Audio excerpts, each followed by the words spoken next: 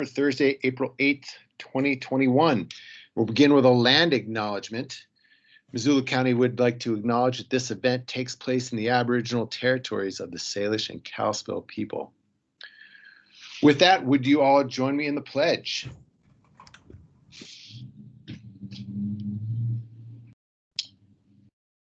Pledge allegiance to the flag of the United States of America and to the republic for which it stands, one nation under God, indivisible, with liberty and justice for all. Thank you. So we do have a public announcement. We have a proclamation. This is Fair Housing Month. Juan, how do you feel about reading the proclamation? Okie dokie. Take your time. Like, I have it here. Time. Aha, okay. April is a big month. It's also Poetry Month. I was going to say it's Poetry Month too. Whereas Title VII of the Civil Rights Act, commonly known as the Federal Fair Housing Act, which guarantees fair housing for all residents of the United States, was signed into law in April 1968. And whereas the month of April is nationally recognized as Fair Housing Month and a time to reflect on and reaffirm our national commitment to the ideal that fair housing opportunity is available to everyone in the United States without regard to race, color, religion, national origin, sex, familial status, and disability. And whereas Missoula County recognizes that all residents are free to purchase, rent, finance, and insure their homes without regard to their sex, marital status, race, creed, religion, color, age, familial status, physical or mental disability, or national origin. And whereas Missoula County welcomes this opportunity to celebrate the 53rd anniversary of the adoption of the Fair Housing Act and to reaffirm our commitment to the principle of fair housing for all by strengthening efforts that address discrimination in our communities, supporting programs that will educate the public concerning their rights to equal housing opportunity, and assure every person of their right to live free of the fear of housing discrimination. Now, therefore, we, David Strohmeyer, Josh Slotnick, and Juanita Vero, Missoula County Commissioners in the state of Montana, hereby proclaim the month of April 2021 as Fair Housing Month in Missoula County. We encourage all citizens to recognize this celebration for the purpose of improving the quality of life for all residents. Thanks a lot, Juan. Thank you. Okay, do we have any public comment on items not on the agenda?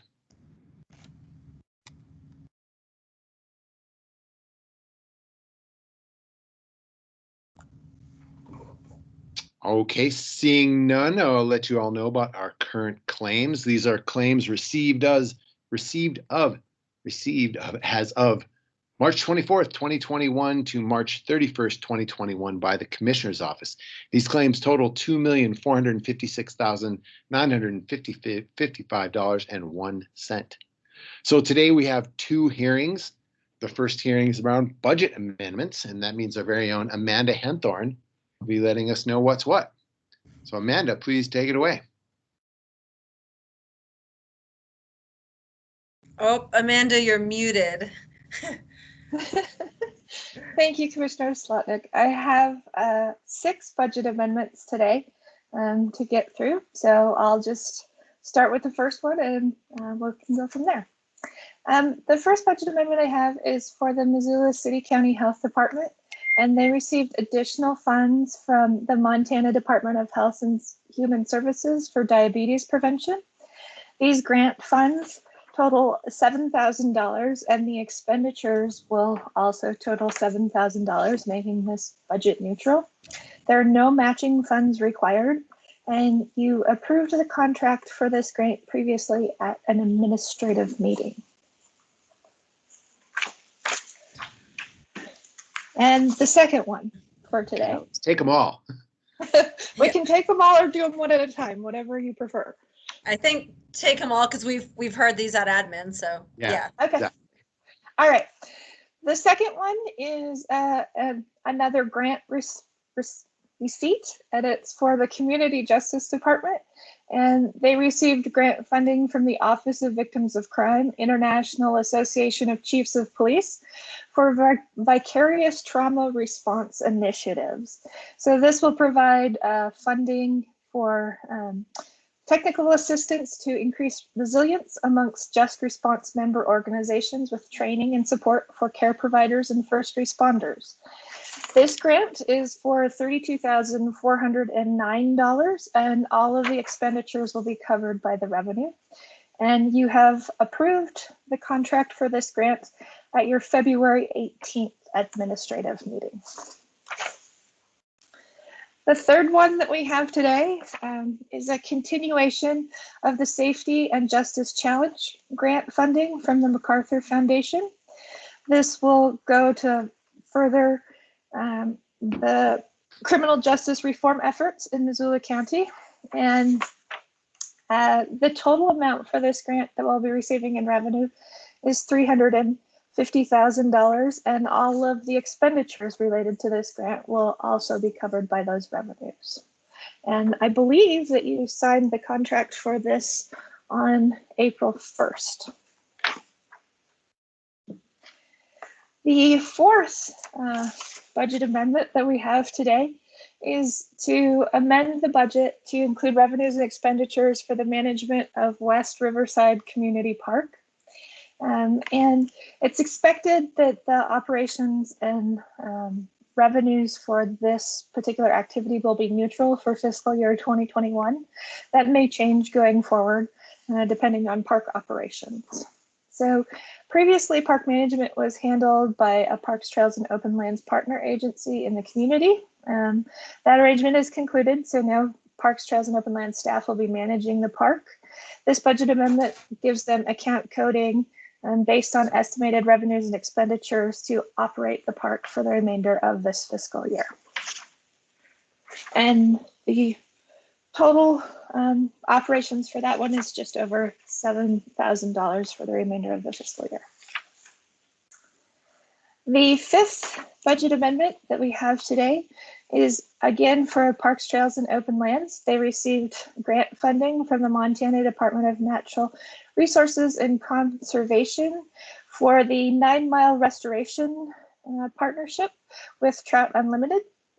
You signed the contract for these funds at an administrative meeting on April 1st, 2021. And it is again revenue and expenditure neutral with $40,000 of revenue and $40,000 of expenditures related to this grant. And finally, the last budget amendment that I have for today is for an evaluation of the public safety radio system and doing a gap analysis and in conjunction with the city of Missoula. The consultant will be providing that service for $49,572.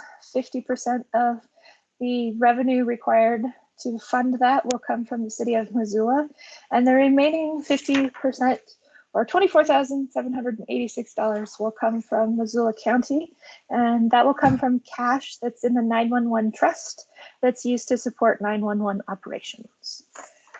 Those are the 6 budget amendments for today. Are there any questions?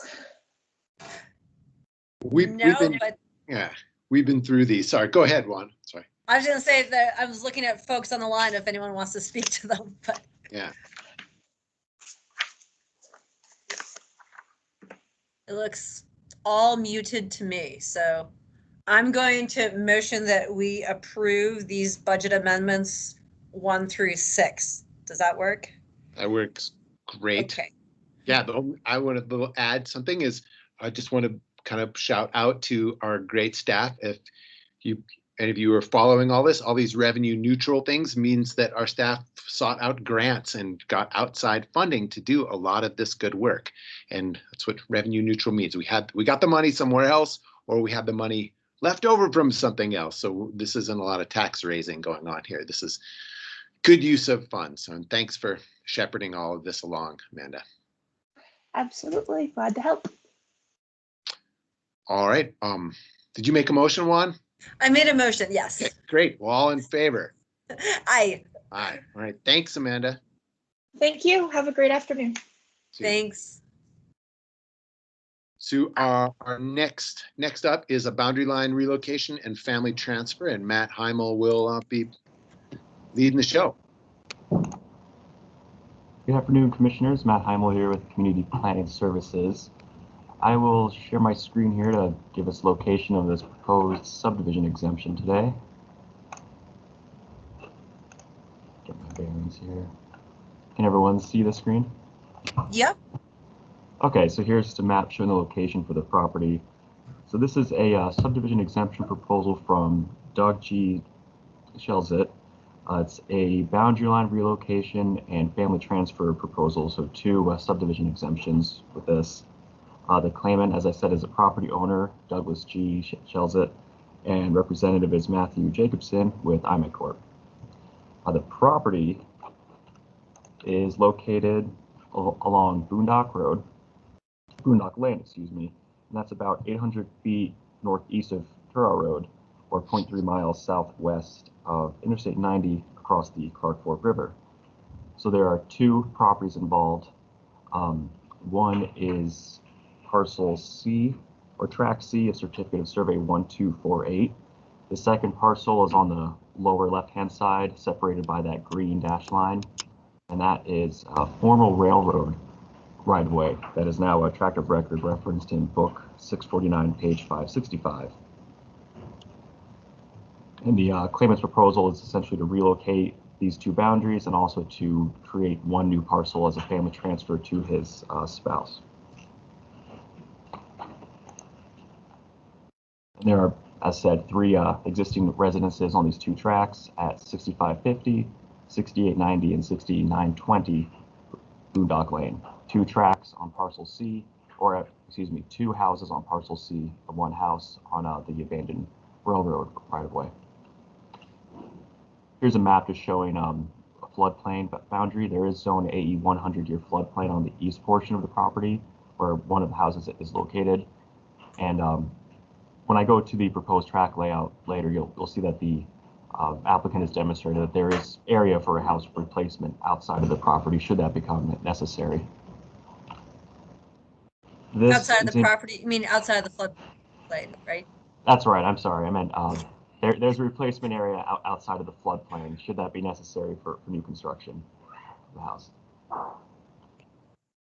So this slide is showing the property overlain with growth policy designations. These are from the 2002 Regional Land Use Guide. You can see both of the properties actually designated with the park and open space classification, and that recommends land uses such as open spaces, parks, trails, and cemeteries.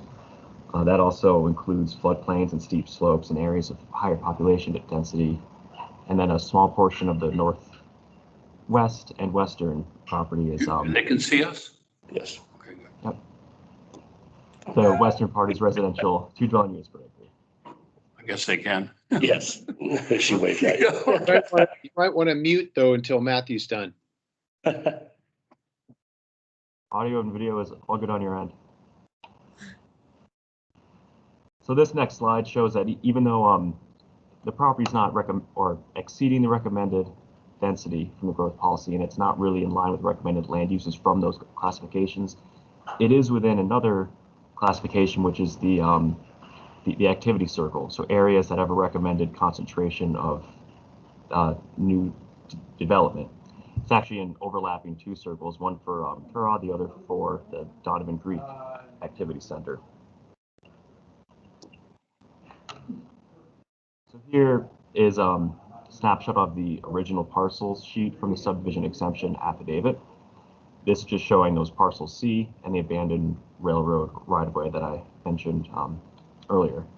And then here on this slide, you can see the proposed layout. The existing parcels on the right hand of the screen, right-hand side for comparison. The proposed layout is on the left-hand side. You can see the bolder black lines indicate boundary line relocation. So the abandoned railroad right-of-way parcel would be tract C3, reduced to about 1 acre. Tract C2, where the claimant and his spouse currently reside, would be about 6.5 acres, 6.47. The family transfer would result in the creation and transfer of tract C1 in the northwest portion of the property. That would be about 3.15 acres to be transferred to the claimant's spouse. And that concludes a general presentation on it. I can move on to questions for the claimant that we have, our standard questions for family transfer claimants, unless there are any questions for me before moving on. So Matt, on the floodplain map, is the house in C1, is that also in the floodplain, the 100-year floodplain? Only the house on proposed C2. Okay. So this blue line here is the floodplain boundary, and then there are 2 green spots showing a possible house replacement outside of the floodplain.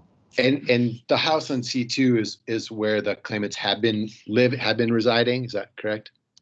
To my knowledge, yes. But if Yeah. anything different, I'll let the claimant correct me. Thanks. And that was built in the early 90s, and the floodplain map came out like 12 years later. Is that right? It's built in 94, yes. Okay. I believe so, yeah. So it wasn't intentionally built in the floodplain, I guess is what I'm getting at. The floodplain map, the latest one, is after the house was built, correct? Yeah. That's my understanding, yeah. Oh, I'm sorry. I mean, Talking over each other. Sorry. Yeah, Matt, why don't we go ahead with the questions for the claimant, and then Juan and I can ask questions. Sure. So, Doug, I have 5 questions. Feel free to unmute yourself. And so the first question of 5 is, did you buy the property with the intent of dividing it? no, I didn't. Thank you. The second question, do you or your transferees intend to transfer the property within the next year? No, The third question, have you talked to anyone about the county about going through subdivision review? no, only person I talked to about that was Matt Jacobson. I talked to you briefly too when we had a meeting. That's right. And I'll also add, the county has no record of a subdivision inquiry on this property. So the fourth question, will the property be developed? No, the property will stay the same. All the residences, et cetera, will stay exactly as they are. Okay, thank you. And the fifth. Oh, did you have more to add? No, you just cut out there for a second. Okay. So my 5th and last question is, will the recipient of the property be residing on the property? Quite soon, I'm sure. If you've looked at what I've submitted in my letter about what my situation is over there, it's clear to me that my wife can no longer navigate the stairs, et cetera, at our house on track C2. We do have a fellow living in C1 now. His name is Harold Coward, and he has Parkinson's, and he's had cancer surgery recently, and he's also severely arthritic and has had a hip replaced. But he intends to leave very soon. As soon as he leaves, it's our intention to move over there and live over there. I'm set up for another echocardiogram at St. Pat's on the 9th of June. I'm facing what they call a TAVR heart procedure to replace an aortic valve. So I'm really worried that I'll not be available to take care of my wife and this family. And I'd like to set them up with something that they can function with. May I go on a little bit? I mean, about that, or is that irrelevant to this situation? No, you want to speak to it, you're welcome to. And then after you're done, if your representative would like to speak, and then maybe Juan and I will have some questions for you. Okay, yes, sir. If you look at my letter of March 21st, which is part of the record, you'll see that basically I have a daughter that lives in this house on the railroad right away, this track C3, I'm sorry.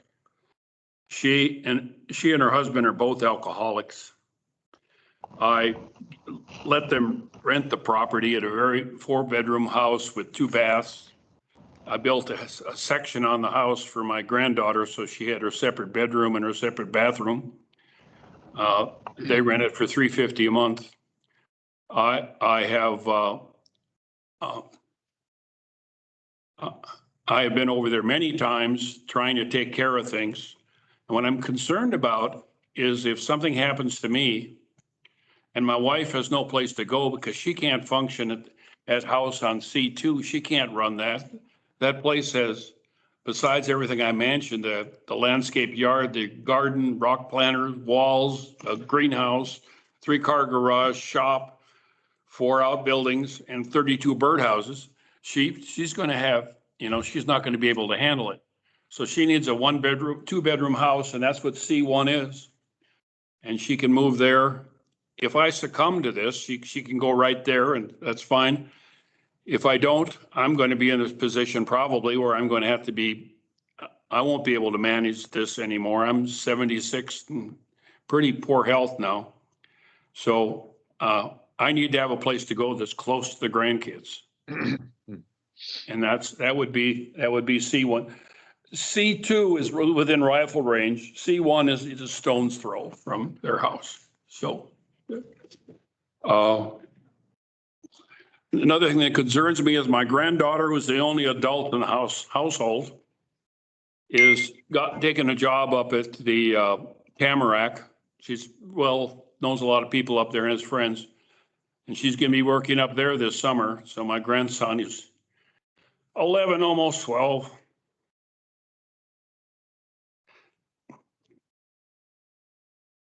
He's going to be by himself. So he needs us around. Sorry, Doug's a little choked up, sorry. Understood. Take your time, Doug. Yeah, Okay. we got plenty of time, Doug. Please take your time. Okay, I'm trying to do estate planning here, as you can probably guess. Yes, sir. My wife, Nana, I'm Papa, watches out for these kids like a hawk. I got Lauren back in high school at Hellgate after she started skipping school. I'm friends with her counselor. I've had the people come over and try to get them in programs. I've offered to pay for programs, alcohol programs for both of them. But that doesn't seem to be working very well. Up till now, I've been very frightened of alienating Jack or Emily. If I do, they'd take the kids away from us. Right now, they can't do that because of their ages. They wouldn't permit it.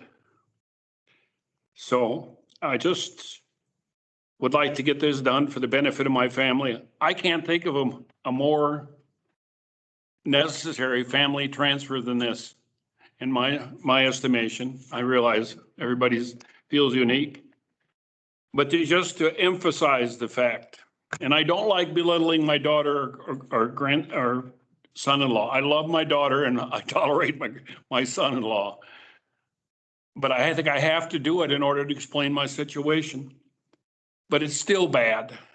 I took my grandson out and bought him a bunch of groceries he wanted, little pizzas and stuff. Doritos, junk food mainly. And he wanted some orange juice. So he came back to the house and he's walking by my daughter on the way to the house. And he says, he didn't think I heard this. This orange juice is for me, Mama. I don't want you to use it for your vodka. That's why they need to be monitored. I know they love them dearly, but they're hopeless alcoholics. And that's all I have to say. I would really appreciate, before you pronounce what you want to do, that you look at my letter of March 22nd and my dear wife's letter of March 19th concerning our situation. There's no chance that Elma Jean, my wife, will leave that area. Her friends in her church are all there. And the only time she goes anywhere is to visit her sisters in Idaho. So I'm sorry. Well, thank you for sharing that, sir. Yeah. Does your representative want to speak to this at all? I didn't. I said, my piece with Matt, just kind of explained it with the family transfer. And when Doug came to me, it was originally a boundary relocation and his wife's health and the guy in the house started going downhill. And I says, I have to plan for it. And he brought up the family transfer and I warned, I just said, hey, typically, going to a spouse, it's very, that it is an evasion criteria. And he goes, well, I'm not gonna lie. I'm not getting rid of it. I'm not selling it. I'm not, I don't want to give it to my daughter. And I said, okay. And so we're at this point right now. I hear you. Thank you. Yeah, I was brutally honest and Doug was honest too. And in our conversation with Matt, it helped sending the letter and whatnot. Yeah. To explain Doug's stance, because I learned a bunch just in the interim. I did not know a lot of this behind the scenes stuff that was going on out here. And I didn't know if that was the right place was to put it in the public record. Yeah. As it is now. Yeah, I didn't want to put it in the record, but I think I felt I had to in order to explain my situation. Well, And I I apologize for being emotional about it. I don't mean to be. these are emotional matters, sir. This is family, and we really appreciate your candor, and you have our empathy, absolutely. Okay, thank you. Juan, do you have any questions? No, I've driven out and looked at the site just to get a feel for what this would look like with the boundary line relocation. And it doesn't feel out of line. And Matt, I just appreciate the graphic you had of the three, what was the term you used? The centers, the Activity centers? Activity centers, yes, because that's what when you drive through this area, this is what it feels like. I hadn't seen this graphic before, but this is, I guess what I'm getting at is what is being proposed does not seem unrealistic or out of line. And then obviously, I wasn't expecting, we've read the letter and it's very brave of folks to be able to speak about this in a public meeting. And I just appreciate the explanation. And also correct, the family transfer isn't designed to go to a spouse, but I think that given these circumstances, I do not have an issue with the family transfer going to Jean, recognizing that she is responsible for your grandchildren. So I have some questions, if it's okay, just to throw these out there. And in my notes, I use the addresses rather than tracts of record. So if that's okay, I'm just going to refer to them in that way. And please, folks, correct me if I get this wrong. So right now at 6550, sir, you and your wife Jean that's where you all live. Is that correct? That's correct, sir. Yes. And 6890 is where Mr. Coward lives. Yes. Yes. Yes. And 6920 is where Emily lives. That's correct. And then And the kids. And the kids, yes, thank you. And then after the family transfer, if such thing happens, daughter and children will still stay at 6920. You and your wife will move to 6890.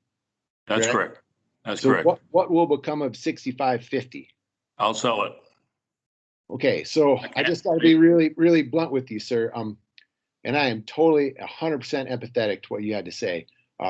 Family transfer is not intended to be a mechanism to create a parcel to sell. It's just not. It's designed to create a parcel so an adult family member could reside there. And you mentioned estate planning. I don't believe family transfer is meant for estate planning either. And what I'm moved by what you're saying is that at your age, which you're not that much older than me, but given health conditions that you're concerned that you may pass before having this thing all buttoned up, and you'd be leaving your wife and grandchildren in a crummy situation, and you have surgery coming up, you're not going to be able to go through the actual proper process here, which I believe is going through minor subdivision, in order to tie this all up. And so the timing pushes us towards doing the thing that I believe is actually not the right thing, but maybe the right thing to do is to acknowledge the context we're in. Those are my thoughts. Please respond if you feel like it. Well, I didn't understand the last part, sir. Contact what? You're a poet. Thanks. So I'm saying using family transfer to create a parcel to sell is not the proper use of family transfer. Given your age and health conditions and upcoming surgery, it appears that you may pass on before getting this thing buttoned up the way it ought to be. I agree. It ought to be the way you described. And so what we're talking about, is it not working audio wise? It was cutting out there for a second. I'm sorry. Okay. Now everybody else is going to be victimized by me repeating myself. So just shout it out if I fade out here. But I'm saying I do not believe that using family transfer as a mechanism to create a parcel to sell is the intended purpose of family transfer. And if you were to say, oh, 6550, nothing's happening with it, we're not doing anything, but you said you're going to sell it. That is creating a parcel to sell. That's not the goal of family transfer. The family transfer, as I understand it, is intended to create a parcel so an adult child or other family member could live there. Okay, but the problem for me, may I respond? Let me get the rest of this out. Oh, okay, I'm sorry. Saying it. Okay? I'm sorry. So the problem here is that your age and health condition makes it appear that you may not live long enough to actually go through minor subdivision and do this the proper way, and you have upcoming heart surgery. So what I'm thinking right now is that we're going to do the wrong thing, which is use family transfer, to do the right thing, which is make sure your family's needs are taken care of. And that does make me feel a little bit uneasy as a public official, and it makes me feel better as a person. And I'm not going to say this again if it didn't work. That's better. Yeah, thank you, sir. Thank you, sir. I understand your analysis. And I assure you, I am not doing this for any other reason and I've been delinquent in not getting some of this done earlier. I know that, but you never know what's going to reach up and grab you. I mean, that's what. I hear you. I mean, the reality of this is your daughter could stay at 6920 and you could move to 6890 and Mr. Coward could move away. All that could happen without going through family transfer. You own all these houses. You can move anybody where you want. The only reason it appears that family transfer is necessary is because you're concerned, and rightly so, that you may pass and the needs of your family will not be taken care of. And if you were 55 and said this, I would say you got to go do minor subdivision. Or even if you said you're 77 and hale and hearty and doing great, I would say go through minor subdivision. But with upcoming surgery and advanced age and all the rest of it, I feel like bending the rules is actually the right thing to do, but I want to acknowledge it's bending the rules. Well, thank you, sir. Thank you. And John Hart, are we going to be sued? Is Alan McCormick going to kick my butt into Idaho for doing this? I don't think so. You know, the exemption from subdivision review for a family transfer does specifically recognize the right to transfer to a spouse. So there isn't anything wrong with that. And I think, Josh, the circumstances that Mr. Shelsett has presented to the commission is perfectly appropriate for the direction that you're headed. Thank you, sir. Okay, looks like we're ready for a motion, Juan. Okay, you use a lot more words than I did, but I'm sorry. It's only because I had to say it 4 times. I appreciate it. Thank you. So I motion that the request of Douglas G. Shelsett to utilize the boundary line relocation exemption as presented in the exemption application and affidavit be approved, and that the request by Douglas G. Shelsett to utilize a family transfer exemption to create and transfer one parcel to his spouse, Jean A. Shelsett, as presented in the exemption application affidavit be approved. Thank you. Okay, all in favor? Aye. Aye. Thank you very much.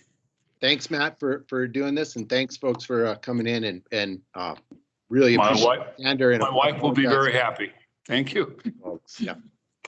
Thank Thank you you. and good luck in June. Thank you. Hey, do we have any other business for us today? All right, seeing that, we're all done. Okay. Thanks, Thanks, buddy. Violet. Wow, Thanks, that Violet. was